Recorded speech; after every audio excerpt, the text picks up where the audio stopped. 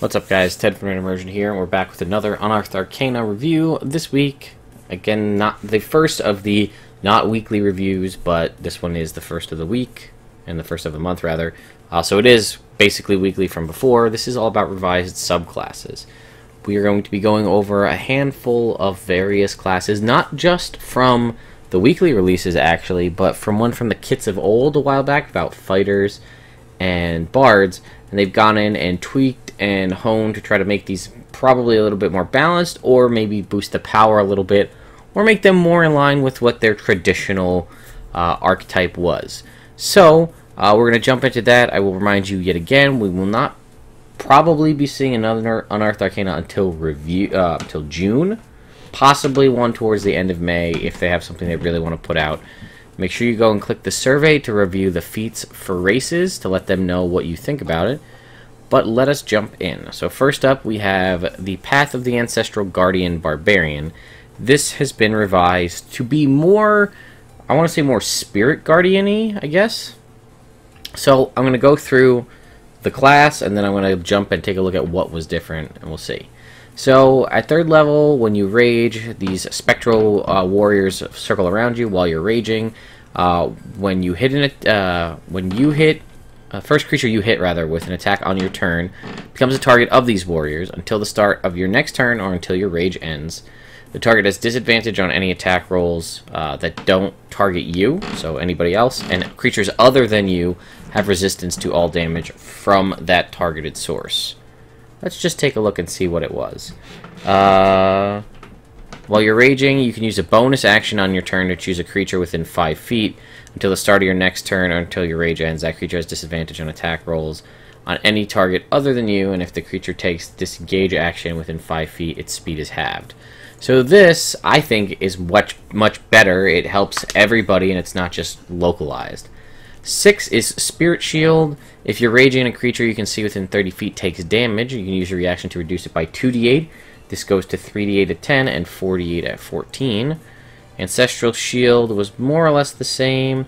If they're within 30 feet, you can give them resistance to bludgeoning, piercing, or slashing damage using your reaction. Still a reaction on the other one, but you basically give up your raging resistance to them until the start of your next turn. The ally keeps the resistance and you lack it.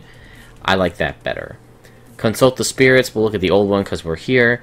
Right before you make an intelligence or wisdom check, you can give yourself advantage on the check. You can use this feature 3 times per long rest. Now you can cast the Clairvoyance spell, which is obviously way better because it has a lot more options. Wisdom is your ability to do this, and it is once per short or long rest. Rather than making a spherical sensor, you summon your ancestral spirits. And at 14, the Spirit Shield ability that reduces the damage by 2d8, 3d8, or 4d8 as you get higher. If you reduce the damage that a creature took, the creature that was dealing that damage also receives the amount of damage that you dealt. Same amount of damage. It doesn't say what type of damage, so I'm going to assume that it's the same. This used to be, when you or an ally you can see within 30 feet of you is damaged by a melee attack while you're raging, you can use your reaction to cause the attacker to take 2d8 force damage from the spirits. So they could be taking more damage than they were before, and it comes as a benefit to reducing the damage. I think that is way better. Bard College of Swords. At 3, you get a bonus proficiency. Sorry guys, I can't help that. With medium armor and scimitars. If you're proficient with simple or martial melee weapon, you can use it as a spellcasting focus for your bard spells. Also at 3, you now get a fighting style of your choice. Dueling, +1, +2, or 2 weapons, which is fantastic. And finally, you get Blade Flourish.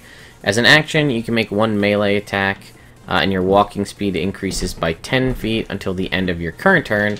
Whenever you use this action, you can also use one of the following Blade Flourish abilities. So rather than using potentially 2 attacks that you get later, using 1 action with 1 weapon, not using 2 for the 2-weapon fighting, it will increase your walk speed, and you can do one of the following.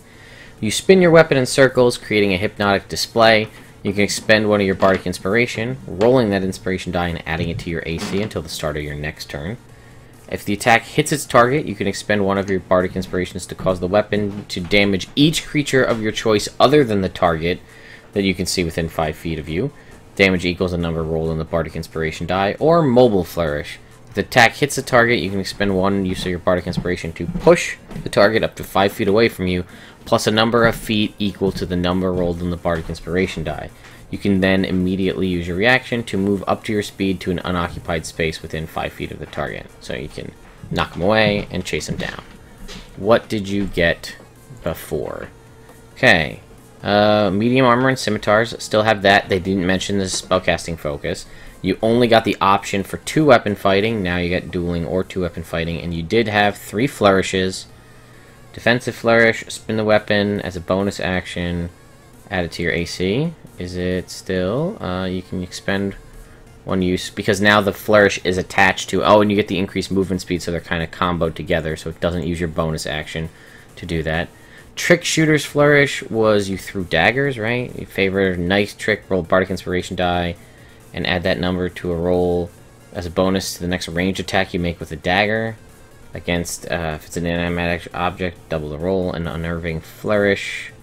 Now they changed all the names. Basically, defensive is the only one. Previously, whenever you reduce a creature to 0 hit points, you can expend a Bardic Inspiration die to frighten them. It was stupid. I don't think it was good. At 6, you can attack twice whenever you take the attack action. Here, Cunning Flourish, you can attack twice as well. However, you can only use 1 Blade Flourish because it uses your whole action. And at 14, whenever you use your Blade Flourish option, you can choose to roll a d6 instead of using one of your Bardic Inspiration. And here it was, when you use your action to cast a Bard spell, you can make a weapon attack as a bonus action. I think this sort of took it away from the Valor Bards, and this is way better because you can just get free uses of all of those abilities if you so choose, and still have your bonus action and your Bardic Inspirations. Okay, this one's going to take a little while here. Arcane Archer. This is one of my favorites from the fighter updates from the past. It's much different. There are a lot of arcane shot options to go to. So, now, when you fire with a non-magic arrow, you can just make it a magic arrow for free. +1 attack, +1 damage. The arrow fades away if it hits or misses, and that doesn't use anything at all. You just make free +1 arrows, so you'll never need a magic bow, as long as you only fight with it. It's fantastic. Possibly bordering on OP. It is only with a short bow or a long bow, so keep that in mind. Arcane Shot, you learn 2 of these Arcane Shot abilities. They are essentially Battlemaster type maneuvers, but they're a specific type of shot that do some sort of magical damage. You can only apply 1 shot to 1 arrow once per turn when you fire a magic arrow from a short bow or long bow. As part of the attack action, you can make it an Arcane Shot. It says once per turn, so that makes me feel like you can only use 1 arcane arrow per turn. You decide to use this option when the arrow hits, unless the option doesn't involve an attack roll.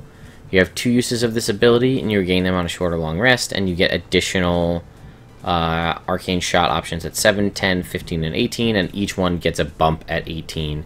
Also at 3rd level, you gain proficiency in either Arcana or Nature. So, what did we get previously? Create a magic arrow. As a bonus action, on your turn, you can create an arrow, 1 magic arrow in your hand, fired from a short or long bow. This did an extra 2d6 force damage on hit. You have 2 uses of this feature, and regain all uses when you finish a short or long rest. That's arguably way more powered, and I'm sure that's why they tuned it down. You also got the Arcane Shot feature, and you got an additional option at 7, 10, 15, and 18. You also got proficiency in 2 of the following skills: Arcane Athletics, Nature, Perception, Stealth, or Survival. Now you only get it in one or the other.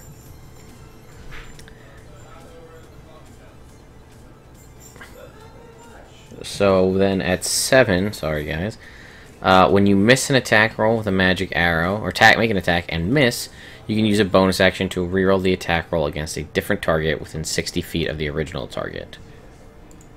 At 7, you can conjure non-magical arrows. They last for 10 minutes. Nah.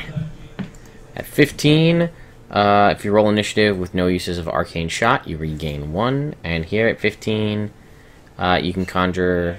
the old version, rather, you can conjure forth a magic-infused arrow more often than before. 1 minute after expending your last remaining use of Arcane Arrow, you gain 1 additional use.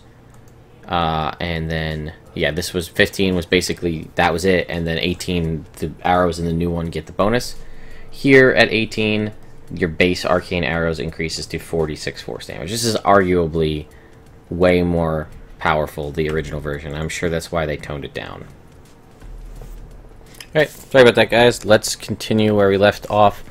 We did all of the Arcane Archer stuff up to the individual shots. You're going to notice that a lot of them are similarly named, but everything is more balanced because, again, previously Arcane Archer was way too powerful in some aspects and just stupid in others. So, Banishing Arrow in the new revised is you temporarily banish them specifically to the Feywild this time. So, there you go. Creature's got to make a Charisma save or be banished. When it's banished in this way, its speed is 0 and is incapacitated. At the end of its next turn, it reappears in the space it vacated or the nearest unoccupied space. When you hit 18 and they get the bump, it does an additional 2d6 force damage. Previously, choose one. It was choose one of your. Oh, there was no banishing arrow. There was a beguiling arrow. I guess we'll start there. Beguiling arrow is choose one of your allies within 30 feet. If the arrow hits the target, that ally, the chosen. The target can't attack that chosen ally or include them in any harmful area of effect spells. But the enemy got no save. That, unless they were immune to charm, that just happened. Which could be huge if you pick an ally and they're trying to go with a fireball. The enemy's got to really rethink their area of effect spells if they can't be targeted by any AoE or anything harmful by any means. So, I think that was a little bit too powerful, so that's probably why they replaced it with something that'll banish the enemy, kind of remove them from the battlefield, but also they have to make a saving throw. Granted, it is charisma, but it makes it not just an always happening thing. Brutebane Arrow is one that was in the old Arcane Archer, rather. So now, you choose a target. If the arrow hits, the target takes 2d6 necrotic damage and has to make a con save. If they fail, the target's attack, the damage of the target's attacks is halved until the start of your next turn. So if they have multiple attacks, that's big. And at 18, that goes up to 46. Previously, if the creature was hit by the arrow, any bludgeoning, piercing, or slashing damage dealt by the creature's attacks is halved until the end of your next turn. So it still has a similar effect, except now it specifically states that any damage that they have to make a con save, again, not just a freebie, but it's any damage from attacks. So if they have magically based attacks, fire based claw attacks, that's all halved. But again, to make this not just crazy OP, you have to make a con save. We have Bursting Arrow for the new version. If the arrow hits the target and each creature within 10 feet take 2d6 force damage, and the force damage goes to 46 at 18. Previously, if you hit a creature with this arrow, each creature within 10 feet takes 2d6 force damage. So this one actually got a little bit of a boost. It gets better the stronger you get. Although, previously, your Arcane Arrow's bonus damage went up to 46 with the Deadly Arrow. So it just a little bit much. We don't have a Defending Arrow, but we do have a Grasping Arrow now. If the arrow hits the creature, the target takes 2d6 or extra 2d6 poison damage. Its speed is reduced by 10 feet, and it takes 2d6 slashing damage the first time on each turn it moves 1 foot or more without teleporting. The target or any creature that can reach it can use their action to remove the brambles with a successful athletics check against your arcane shot DC. And otherwise, the brambles last for 1 minute or until you use this option again. And the big benefit for this is at 18th level, both the initial poison and the slashing damage go up to 4d6 damage. That's pretty solid. That's an on-hit. This is like an Ensnaring Strike or an Ancient Oath of the Ancients Paladin's ability, but way better because it happens first and then they don't get to try to get out of it until an action much later. But they didn't make it a strength check, they made it an athletics check. So, but either way, the damage could be pretty severe. We do have a Grasping Arrow previously, although when the target gets hit, it takes a -10 to its speed, takes 2d6 slashing damage. If the target or any creature that can touch it can use their action to remove the brambles with a successful DC 10 strength check. Otherwise, the brambles last for a minute. This is now an athletics check, but it's equal to your arcane shot DC. So again, way better. And this one got a significant boost, I'll say, because I mean, it kept most of it, but just made it better overall. We now have a mind scrambling arrow. Choose one of your allies within 30 feet. If the arrow hits a creature, the target takes an extra 2d6 psychic damage, which is great because that's a very limited resisted type of damage. And they must succeed on a wisdom save, or they can't attack the chosen ally or include them in the harmful area of effect spells. So this kind of is, we're combining shots from earlier. This effect ends if the chosen ally deals any damage to the target, and the damage goes up to 46 psychic at 18. Again, that's sort of similar to our beguiling arrow we had before. We have a piercing arrow on both, I believe. Yes. When you use this option, you don't make an attack roll for the attack. Instead, the arrow flies straight forward in a line that is 1 foot wide by 30 feet long before disappearing. The arrow passes harmlessly through objects, ignoring cover. Each creature in that line must make a dex saving throw. On a failed save, target takes damage as if it were hit by the arrow, plus an additional 1d6 piercing damage. And then a successful save, they take half, and it goes up to 2d6 at 18. The piercing arrow before was when you attack with this arrow, you make separate attacks against each creature, which sort of doesn't make sense if you think about it. I shoot one straight line attack, I hit this first guy, I miss this guy, I hit the next guy, but it's all one shot. So it kind of makes more sense to make it a dex save. Also limits you from being able to crit on the same, like, how do you critically hit the first guy and the fourth guy but miss the middle two? I don't know, but that makes it a little bit better. We now have the Seeking Arrow. When you use this option, you don't make an attack roll. Instead, choose one creature you've seen within the past minute. The arrow flies towards that creature, moving around corners, ignoring everything but full cover. If the target is within the weapon's range and there's a path large enough for the arrow to travel to the target makes a dex save. On a failed save, the target takes damage as if they were hit, plus an extra 1d6 force damage, and you learn the creature's current location. On a successful save, the target takes half damage, and you don't learn its location. This goes to 2d6 at 18. I believe it's fairly similar. As an action, choose one creature you've seen within the past minute. The arrow flies around corners, ignoring half, three-quarters cover, and disadvantage caused by the target being out of sight or at long range. The target automatically misses if the target is out of the weapon's range, or if or there's no path large enough. If the arrow hits its target, you know it, but you don't learn the target's location unless it's within your line of sight. This also was an action. It used your entire action. Now it is just part of the attack.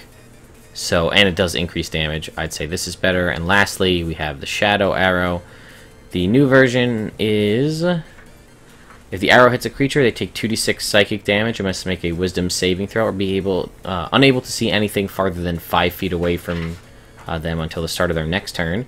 And it goes up to 46 damage at 18. And the old Shadow Arrow was until the end of your next turn, the target hit by the arrow can't see more than 30 feet away. So we added in a wisdom save, but we cut the range down to 5 feet, and we added bonus damage. Overall, I'd say this this Arcane Archer rather way better. I would go so far as to say give them bonus uses of Arcane Shot equal to their intelligence modifier. You give them all these DCs based on intelligence, and other than that, there's no real reason for them to want to put stats into it. Give them a little bit something extra. 2 shots. Your entire class ability is keyed off of 2 shots that you can do once per short rest. Granted, it is per short rest, but Battle Masters start with 4 superiority die. You have more spells as an Eldritch Knight. I think giving them a little bit of extra use for their intelligence also makes intelligence not so much of a dump stat. But that's just my opinion. Alright, Monk. Way of the Kensai Monk. This one got a lot of flack when it first came out because a lot of the abilities didn't really make you feel like you made a bond with your weapon. I don't really feel like it goes too far as to rectify that. That was the whole Kensai thing, was you craft your weapon. It's like if you think of the samurai who forges their own sword, that kind of a thing. That was sort of the feel of the Kensai, and they had like a lot of bonuses when they used their weapon.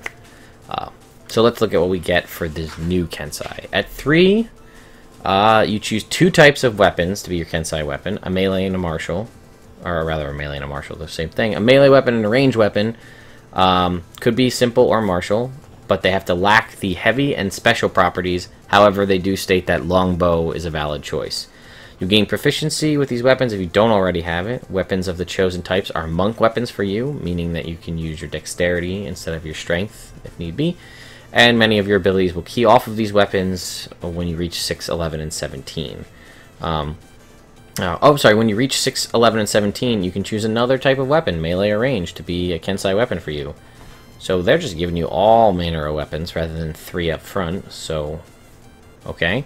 And if you make an unarmed strike as part of the attack action on your turn, remember this is as part of the attack action, so that's your 1 to 2 attacks, not your flurry of blows. And you are holding a Kensai weapon, you can use it to defend yourself, as you get a +2 to your AC until the start of your next turn, while the weapon is in your hand and you aren't incapacitated. And you can use a bonus action on your turn to make your ranged attacks with a Kensai weapon more deadly. When you do so, any target you hit with a ranged attack using a Kensai weapon takes an extra 1d4 damage of the weapon's type. You retain this benefit until the end of the current turn. So, previously, you gained proficiency with 3 martial weapons. There was no limit to what they could be, you just picked the weapon. They could be heavy or otherwise. Whenever you wield a Kensai weapon, you choose whether to use the dexterity, dex or strength to make the attack and damage rolls, and you choose whether to use your martial arts damage die in place of the weapons die. Now that doesn't happen, you just use the weapons die, and they treat them as monk weapons, which is more or less the same thing. When you use the attack weapon on your attack action on your turn, and you hit with the Kensai weapon, you can use a bonus action to pummel the target, dealing an additional 1d4 bludgeoning damage to the target. Now that's kind of removed in the fact that these are treated as monk weapons, and if you attack with a monk weapon, you can use an unarmed strike as a bonus action. And then they kept the, if you make an unarmed strike, you can use them to defend. So that remains the same. At level 6, your Kensai weapons are considered magical for the purposes of overcoming resistance and immunity. And when you hit a target with a Kensai weapon, you can spend a key point to cause the weapon to deal extra damage to the target equal to your martial arts die. So this sort of lets you get a little bit of extra damage. At level 6, that is a d6 extra damage for a key point. Not bad. I mean, that will scale all the way up to a d10 in later levels. So that's not bad. Previously, you got the same thing, magic weapons, and then you had Precise Strike. As a bonus action, pick one creature you can see within 30 feet. Your next weapon attack against that creature during the current turn adds double your proficiency bonus to the attack roll once per short or long rest. I don't really think that that was super worth it. Getting the extra damage, though, sounds way better, and it makes, I don't know, it just makes more sense to me. I like it. It's Precise Strike still, but this is you're precisely hitting for more damage, not like choosing your specific spot to attack them, weakness in the armor, things like that. Not just getting a crazy ability to hit. At 11, you get Sharpen the Blade. As a bonus action, you can expend up to 3 key points to get a magical bonus to attack and damage for that weapon. So it's a maximum of a +3 for 3 key points. The bonus lasts for a minute or until you use it again. It is basically the exact same thing in the previous version. And then you have Unerring Accuracy. If you make an attack roll with a monk weapon and miss, you can re-roll it. You can only use this feature once on each of your turns. And on each of your turns, you can re-roll one weapon attack roll you make that misses. So it's basically the same thing. So Kensai, I think it's a lot better. I like the kind of idea of being able to do more damage with your given weapon. I like that they specifically call out longbows as being a thing, because again, that whole samurai thing, being able to shoot a bow and use a sword, makes sense. Also, this is the way, for those of you who really just want to be somebody who wields a katana, you can say that your longsword, using dexterity, you could flavor it to make it look that way in your head or otherwise. I don't think it's bad. Lastly is the Favored Soul. This is largely similar to what we had in the first release. They have kind of moved some abilities around, and they have tweaked things to make it more in line with, again, things that I complained about in my initial review. Why does the Favored Soul not have wings? That was sort of their whole thing. If you're this angelic or demonic, depending on the scenario, spontaneous caster, angel wings or bat wings was sort of like your pinnacle thing, and they brought those back. So most of the divine magic ability stays the same. Whenever your spellcasting feature would let you choose a sorcerer cantrip or a sorcerer spell, you can choose to choose a cleric one instead. In addition, you choose a new spell from the cleric list in addition to the sorcerer list, but it has to obey all the other rules. But you also just get Cure Wounds as a freebie. So you learn Cure Wounds and it doesn't count against your number of sorcerer spells, which is nice because you're fairly limited as a sorcerer, and getting Cure Wounds for free isn't bad. You also still get Favored by the Gods. If you fail a saving throw or miss with an attack, you can roll 2d4 and add it to the total, possibly changing the outcome. This is once per short or long rest. Previously, you got an additional 1 hit points for every level that you gain in the class, and you still have that Favored by the Gods ability, and the same thing, you can choose to get a cleric spell instead of a sorcerer spell, but you do not get Cure Wounds for free. Now at level 6 you get Empowered Healing. Whenever you roll dice to determine the number of hit points a sorcerer spell of yours restores, you can spend 1 sorcery point to re-roll any of those dice once. So it's any number of those dice for 1 sorcery point. So if you're casting a high level healing spell and you roll 3 1s, you could choose to re-roll all of them for 1 sorcery point. I feel like that sort of fits the meta magic feel, sort of like the Empower spell meta magic feature where you can re-roll dice. Previously, you got Blessed Countenance. This is now the level 14 ability. Your appearance takes on an otherworldly version of yourself, either beautiful, youthful, kind, or imposing. Whatever your choice, if your proficiency bonus applies to a charisma check, double that bonus.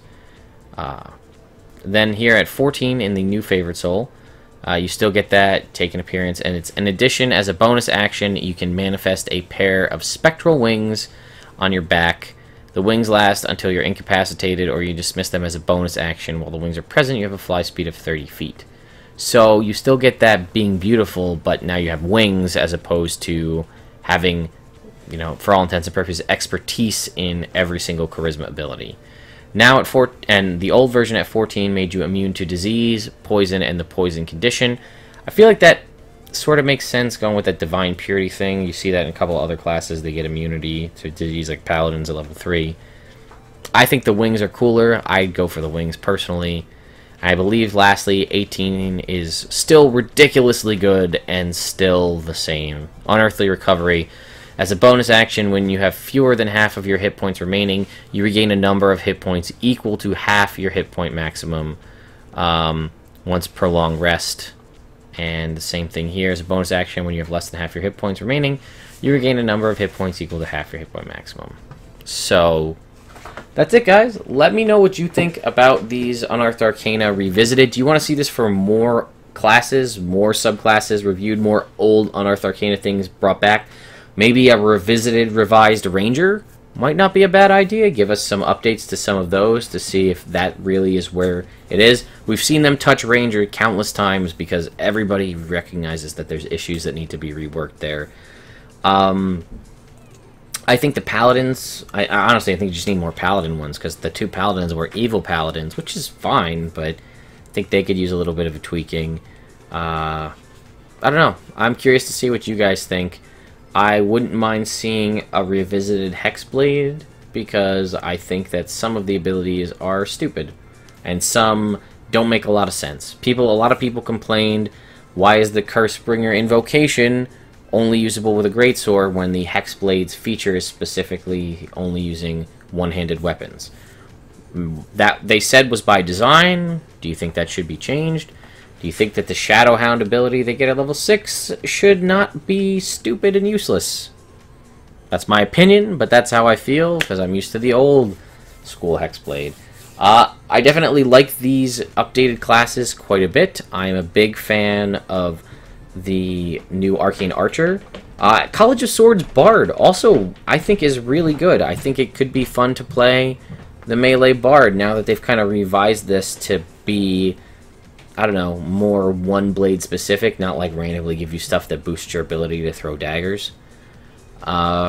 And again, I like the Ancestral Guardian Barbarian. I think it's done a lot to synergize its abilities, still giving you bonus action stuff, still giving you reactionary stuff, and hey, the ability to cast a spell. So, not bad. Alright guys, hope you enjoyed that. Let me know what you think. I'll see you next time.